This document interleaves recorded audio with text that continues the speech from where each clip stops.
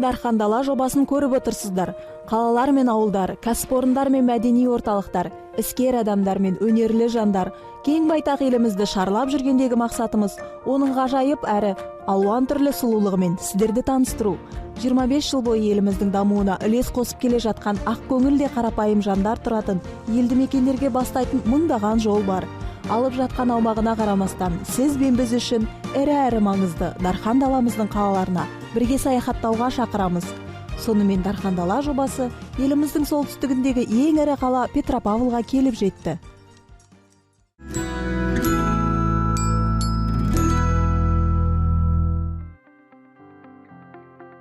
Көптеген дереккөздер 1752 жылы қаланың негізі салынғанын айтады. Дәл сол уақытта Әулие Петр қамалының іргетасы қаланған екен. Сондай-ақ ел аузында елді мекеннің Қызылжар атауы сақталған. Тарих қойнауына үңіле түссек, тағы қандай дерекке кез боламыз? Бұл аумақта түркі тайпалары қоныстанған.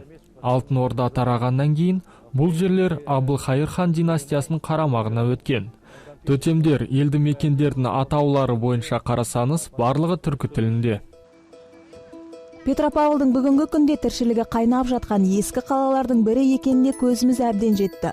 Оның бүгінгі келбетіне әдемі үйлесе қалған қас беттерінде бірде-бір кірпіші бүлінбеген ескі ғимараттары сөзімізге дәлел. Қала шығармашылық адамдары үшін таптырмас жер. Қонақжай, үлкен қаланың жаяу жүргіншілерге арналған тұтас бір көшесінің бойындағы ерекше мүсіндер мен ескерткіштер, көптеген аллеялар мен саябақтар саяхатшыларды қызықтырады. Адамнан еш сескенбейтін құстарымен таныссаңыз да болады. Біз орталық алаңдағы мерекелік іс-шараны тамашалап, ақ жарқын жайдары тұрғындарымен әңгімелесіп, жәрмеңкеден жергілікті бал мен палаудың дәмін таттық. Бірдей көк түсті күртеше киген бір топ адамды жолықтырып әңгімеге тарттық. Солтүстіктегі көрші елден келген қонақтар 15 машинадан тұратын автокеруенмен келген екен. Түмен облысы қазақтарының ұлттық мәдени автономиясы президентінің айтуы бойынша, Түмен Петропавл достық бағытының негізгі мақсаты екі ел арасындағы достық пен ынтымақты нығайта отырып, қазақтың салт дәстүрін сақтау және дәріптеу.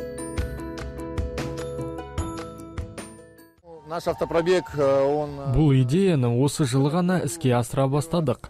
Ал келесі жылдан бастап дәстүрге айналдырмақпыз. Келесі жылы Түмен Астана бағытын ұйымдастырып, Экспо 2017 көрмесін ашылуымен байланыстырмақпыз.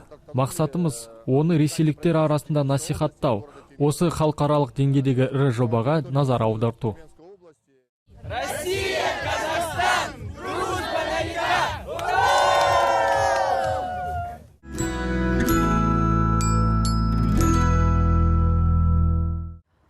Бейнелеу өнері музейінің ғимараты республикалық маңызы бар сәулет ескерткіші болып табылады.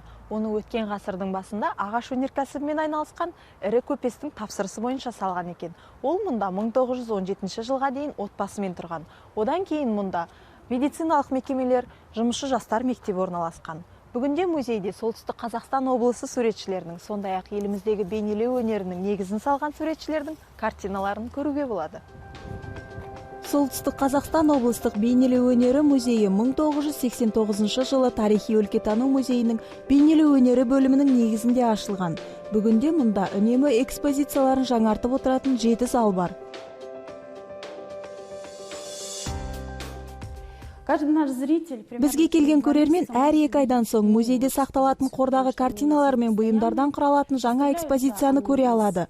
Қордағы 7000-дай жұмыстың арасында Әбілхан Қастеев, Жанатай Шәрденов сияқты көптеген белгілі суретшілердің картиналары бар. Экспозицияларда сондай-ақ суретшілер ұжымы немесе жеке суретші әкелетін жұмыстар болады. Олар белгілі уақыттан кейін картиналарын қайта алып кете алады. Музейде мәдени көркем сурет кештері өтетін зал бар. Мұнда арнайы шақырылған музыканттар рояльда ойнаса, поэзия сүйушілер өлең оқып, бір-бірімен пікір алмасып шеберлік шыңдайды.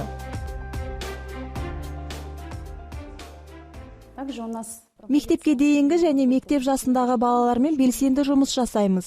Әдетте интерактивтік шаралар экскурсияны тәмамдайды. Яғни одан кейін балалар шеберханаға барады. Шеберханамыз залдан залға көшіп отырады. Шығармашылық жағдайда балалар белгілі тақырыптағы түрлі бұйымдарды өздері жасайды. Осылайша балалар өнерді сүюді үйренеді, эстетикалық тәрбие алып дамиды. Петропавлдағы ең қызықты музейлердің бірі Абылай ханның резиденциясы мұражай кешені болып табылады. Сонау 1765 жылы Есіл өзенінің бойында салынған ағаш үйде хан кеңсесі, демалыс бөлмесі мен қонақ үй орналасқан. Кейіннен үй жанындағы құрылыстармен бірге өртеніп кеткен. Оның орнына 1854 жылы 2 қабатты кірпіштен ғимарат салынып, онда әскери лазарет орын тепкен. 90 жылдардың соңында ол қараусыз қалып, 2005 жылы ғана қайта қалпына келтіруге шешім қабылданады. Құрылыс жұмыстары 3 жылдай жүргізілген. 2008 жылы Петропавл ғана емес, бүкіл республика үшін маңызды шара Абылай ханның резиденциясы мұражай кешенінің ашылуы болады. Абылайдың ақ үйі осы ұлы тұлғаның өмірі мен қызметі жайлы баяндайтын музей. Келушілер мұнда еліміздің тәуелсіздігін және қазақ жерінің тұтастығын сақтауға бағытталған. Ол билік еткен заманмен байланысты және оның мемлекеттік қызметі туралы баяндайтын құжаттармен таныса алады. Экспозиция материалдары 20 жасында жоңғардың батыры Шарышты жеңгеннен кейін есімі шар тарапқа мәлім болған Абылайдың қазақтың рулары мен жүздерін біріктірудегі қазақ елінің бірлігін сақтап қорғаудағы рөлін көрсетеді.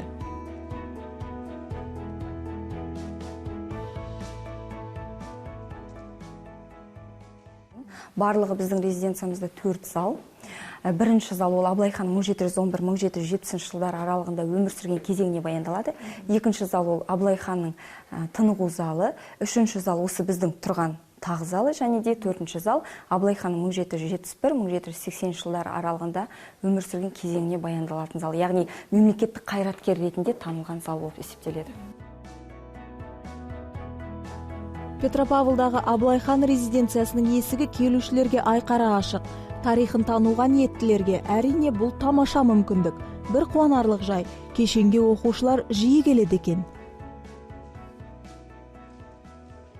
Бізге мектеп оқушылары, біздің мұражайға студенттер, тұрғындар, қала қонақтары келеді бізге, және де әрине шет елдерден қонақтар келіп жатады.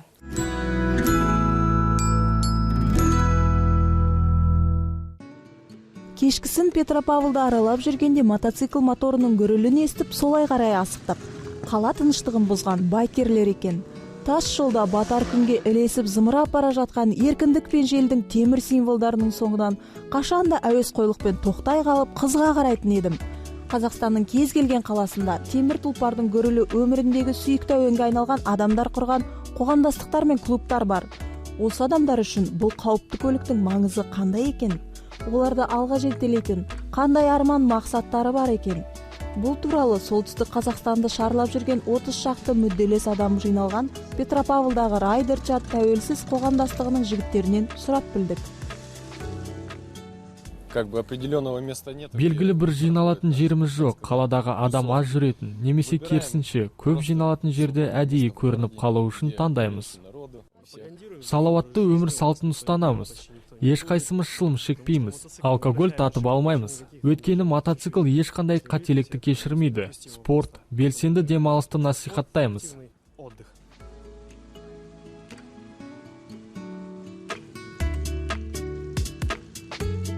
Не себептен мотоцикл? Біріншіден, бұл жылдамдық. Желден сүйрік жылдамдықты ұнатқан соң таңдадық.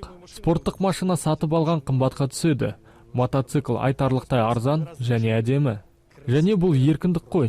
Қос дөңгелектік көлікте отырғанда жан жағында ешкім болмайды. Желмен бір өзің қаласың.